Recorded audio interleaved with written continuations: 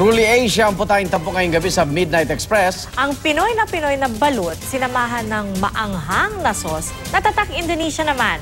Narito na si Mikael Daes. It's either you love it or you hate it. Dahil ngayong gabi, balut ang titikman natin. Handa na ba kayo? Pag first time ng isang foreigner na pumunta dito sa Pilipinas, usually may mga stereotype yan. May kailangan silang puntahan, may kailangan silang tikman. Sa pagkain, isa na doon ang balut.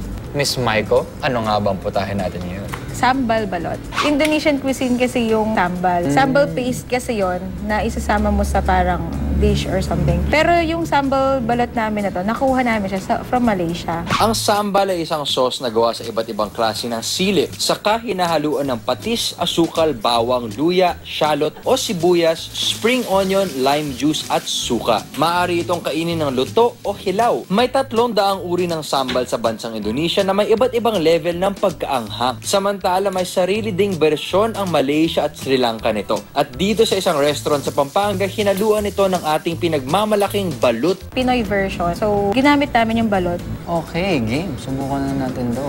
Okay, eto na. Susubukan na natin to. Game, ito. Sambal balut.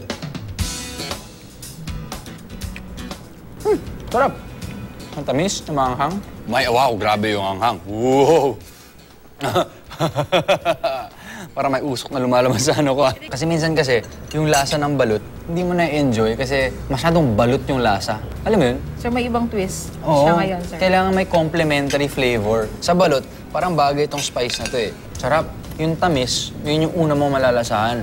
Doon sa dulo, doon lumalabas sa lahat ng anghang. First time ako makatikim ng balut dish na nagustuhan ko yung mga lasang. Ganito ang kasarap ang sambal sauce. Gusto mo ilagay sa bote, baunin at ilagay sa lahat ng ulam mo. Ako po si Mikael Daes. This is Midnight Express. Good night!